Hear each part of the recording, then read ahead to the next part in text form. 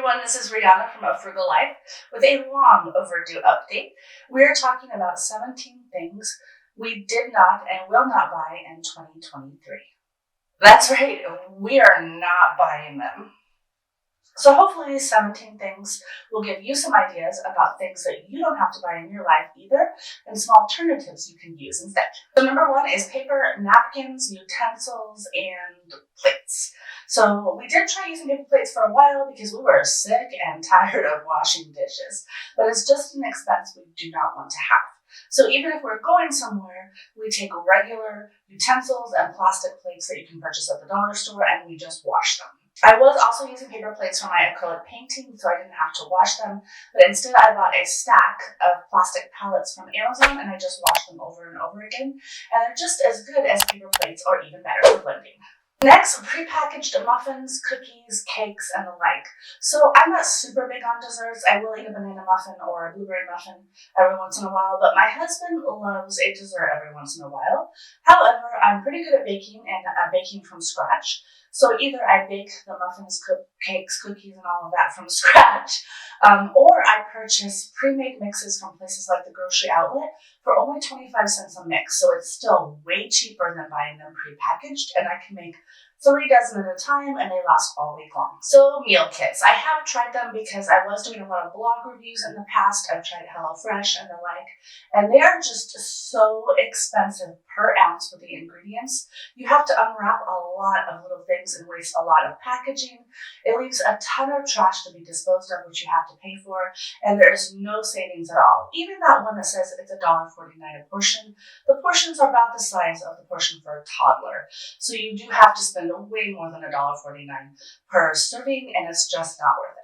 Concerts and movie tickets. My husband's health is not the greatest, and we can't go out to movies or concerts anyways, but even when we did, I didn't really spend money on movies or concert tickets. We did, my husband a long time ago worked for the Shoreline Amphitheater, and we were able to get concert tickets for free, but we haven't been to a concert in years, movies as well. We just watch what we want to watch online at home.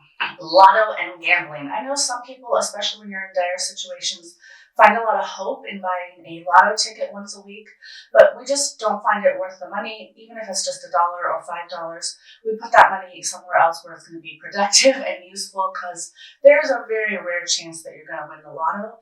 And I think casinos, gambling, bingo, and the like is just wasting money and literally dumping it down the drain. So neither my husband nor I gamble in any way. So luckily, my husband is a home mechanic, and we don't pay money for a tire rotation or minor things like oil changes or brake pad changes, because my husband can do them at home.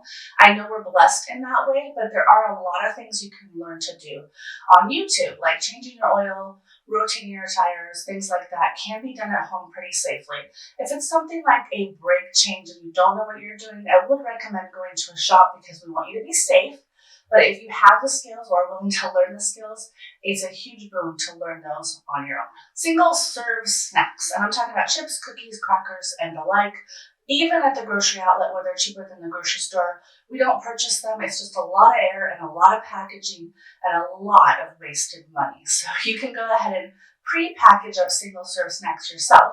It's a pretty standard frugal thing to do, but I've not found a single situation where single-serve snacks were cheaper or worth it. Clothes that need dry cleaning.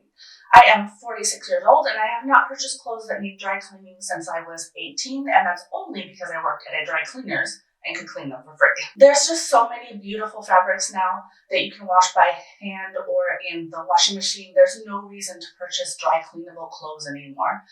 Unless you're going to a huge ball or a big fancy dinner, in which case you're probably not living the frugal life anyways. This is going to be super controversial because people love their matching towels, but I don't find a reason for them. We don't hang them out to be displayed in the bathroom. We keep them in a linen closet. So I don't buy new towels. I buy towels from the thrift store. I get hand-me-down towels from my parents and other people. The towels from the thrift store you buy can be super luxuriant towels if you keep an eye out for them. Wash them really well, of course, and put some fabric softener in there if you have to, and you'll have nice towels in your linen closet. It does not need to match in color. Is new books. I did used to be a bookaholic, and I still am a bookaholic. If you check my Goodreads, I will leave the link down below if you want to share book ideas.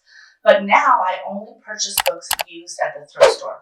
I can purchase them for 25 cents to $1 versus $25 or $6 even in the bookstore, so there's no reason to purchase them new. Even if I want a very specific book, I wait until it comes out on Kindle Unlimited. And I do find the Kindle Unlimited to be worth it. I will put a link down below. Because of the vast amount that I read, the Kindle Unlimited is worth it for me and is still way cheaper than buying new books. So this is what I saw on somebody else's, and I realized I don't use it and haven't used it pretty much my whole adult life, is plastic cling wrap. My grandmother, when I was growing up, did use it a lot for different things, and maybe it was just the time period, but I've never found a need for it in any way. I use reusable Tupperware. I, of course, save Tupperware from things like butter containers, just like old school back in the day. But I've never found a reason for cling wrap. Let me know in the comments down below what you use saran wrap or cling wrap for that you couldn't use something reusable for. I'd love to know why people are purchasing it, but I have never needed to purchase that. Number 20 is another one that you will find controversial, is dryer sheets. I've never used dryer sheets. I think maybe once when I got them for free on a coupon sale. And we've never had static cling. It may just be the type of materials we buy or the laundry soap we use or the way we wash our clothes. I'm just not sure what people need them for. Our clothes smell great with the laundry detergent and they don't stick together. So I've just never used dryer sheets. Number 22 is also controversial, and maybe you love your jewelry, but as you can see, I don't wear jewelry. I have worn earrings in the past in my clips or my videos, and those are just usually earrings that I've purchased for videos or because I purchased them at a garage sale or something for 25 cents. I've never bought a new pair of earrings. I don't purchase jewelry. I don't even wear my wedding ring anymore because I've outgrown it. It just bothers my skin and I don't like it, and it's just another expense that we don't need. I've never found it useful. But I know people do love their beautiful jewelry, and I do make jewelry for other people.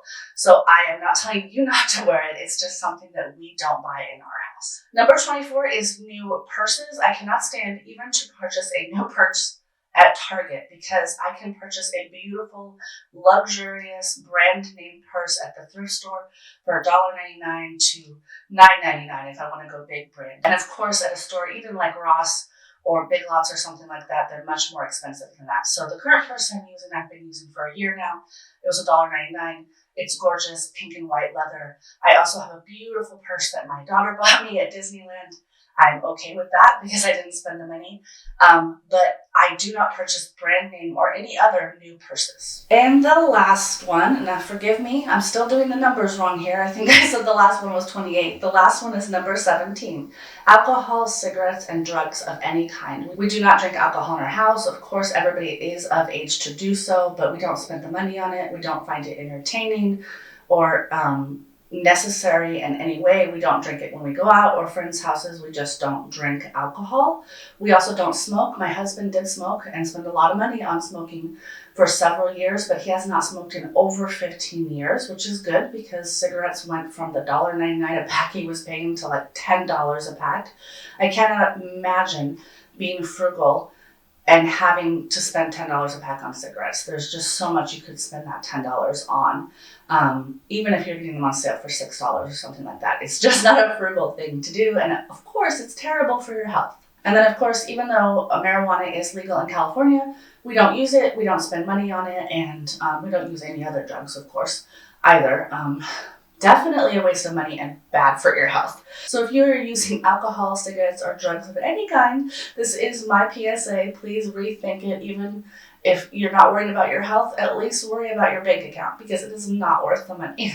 And that's it. Sorry I messed up on the numbers, but there was only 17 there. Those are 17 things we will not be spending money on in 2023 to give you some ideas of what you could not spend money on.